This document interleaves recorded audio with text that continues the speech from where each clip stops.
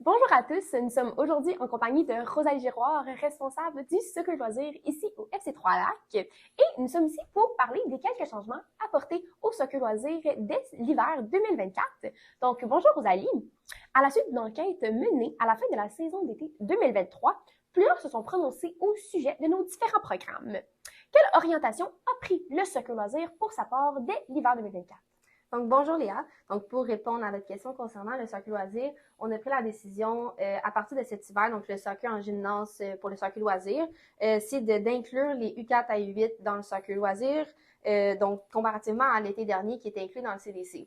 C'est quelque chose qui va se poursuivre pendant l'été 2024. Les gros changements, c'est que nos U4 à U8 retournent sur les terrains micro. Les U4 à U6 vont avoir 2 entraînements semaine. La première partie de la séance va être un entraînement et l'autre partie de la séance va être un match contre l'équipe qui se trouve en face de eux sur le terrain micro. Pour nos U7 à U8, on va avoir un entraînement par semaine et un match dans la fin de semaine. C'est ça. Aussi, ceux qui ont aimé le CDC vont avoir la possibilité de rejoindre le U8 pré-CDC. Pour donner suite aux changements énumérés, qu'avez-vous amélioré sur la répartition des entraînements sous un plan géographique? Donc, dès la saison estivale 2024, on va retourner, donc les équipes vont être séparées avec leur ville, ce qui veut dire que les joueurs qui demeurent dans le secteur de Vaudreuil-Dorion vont s'entraîner à Vaudreuil-Dorion et les alentours, et les joueurs qui viennent du secteur de l'île Perrot vont s'entraîner sur ces terrains qui se retrouvent là-bas. Les parties, par contre, peuvent se retrouver un peu partout, mais pour donner un exemple, les U4 à U8, les terrains pour le secteur de Vaudreuil-Dorion, c'est Dorion Garden et Brin d'Amour qui ont des terrains micro. Et pour le secteur de l'île Perrot, Pincourt, c'est le Parc olympique et le carrefour de Notre-Dame de l'île Perrot. Parfait. Maintenant, déjà 3 mois depuis le début du premier entraînement de cet hiver, qu'est-ce que toi et ton staff avez-vous fait de mieux pour supporter le soccer loisir? Bien, en fait, on a choisi pour le programme hiver les moniteurs qu'on a trouvés qui ont fait un excellent travail pendant l'été. Donc, on a environ 10 à 12 moniteurs qu'on a choisis, que eux, on envoie un programme à suivre pour l'hiver avec des thèmes. Donc, chaque pratique suit un thème en particulier. C'est vraiment les moniteurs qui font les entraînements, accompagnés de 3 responsables, dont moi-même, qui sont là. Et c'est ça, pour aussi les parents bénévoles, grâce à notre directeur technique, on leur a offert 5 formations pendant l'hiver pour les aider à continuer leur développement. Et aussi, on a une mention pour cet été, tous les parents bénévoles vont avoir une tenue d'identification, donc tout le même chandail, comme ça, ils sont faciles à repérer. Aussi, pour nos joueurs soccer loisirs, ils ont aussi la possibilité de rejoindre les activités de pick-up game et les entraînements de soccer féminin aussi pour continuer à se développer. À la suite du programme Soccer Loisir de cet hiver, quel objectif se fixe le Soccer Loisir pour l'été qui s'en vient? D'abord, on veut s'assurer que tous nos membres du Soccer Loisir passent un bel été et qu'ils s'amusent.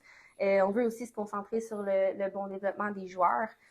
Donc, on commence à préparer avec notre équipe la saison estivale très tôt. Donc, je pense que l'organisation va être bonne. Il va être meilleur que l'année dernière. On veut aussi s'assurer que nos bénévoles et nos moniteurs soient bien formés pour s'assurer du bon développement des joueurs. Donc, c'est ça. Donc, finalement aussi, on veut offrir juste des bonnes ressources à tous nos membres et des belles activités pendant l'été, des événements, tout ça, pour qu'ils passent un bel été. Et en ce qui a trait aux évaluations, comment allez-vous procéder?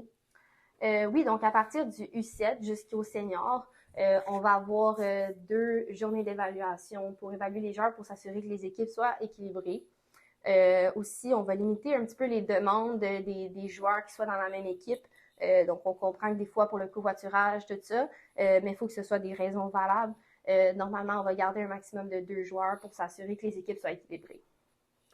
Pour finir, que peux-tu nous dire de plus sur le programme Soccer Loisir de cet été?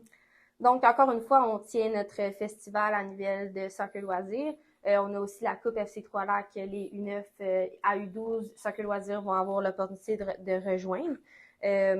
Pour nos soccer loisirs U11 à U12 vont aussi être inclus dans le festival de fin de saison. Ils n'étaient pas l'année passée, donc c'est une bonne nouvelle. Pour les U13+, ils vont continuer à jouer dans la Ligue du Lac Saint-Louis, donc vont jouer contre d'autres clubs les matchs. Puis ils vont aussi participer aux séries de fin de saison. De plus, dernière chose, les catégories, toutes les catégories confondues vont avoir des chandails de couleurs différentes. Donc, c'était un petit peu un problème dans les dernières années. Nos U9 à U12 loisirs vont avoir des chandails de couleurs différentes pour se distinguer, ainsi que nos U4 à U8 aussi.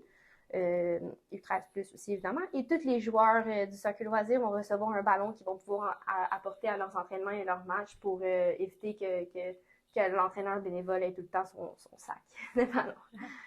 Donc, c'est tout pour aujourd'hui. Merci Rosalie de s'être entretenue avec moi aujourd'hui et au plaisir de se retrouver pour la 12e édition du Festival de fin de saison. Merci beaucoup, Léa. Merci beaucoup.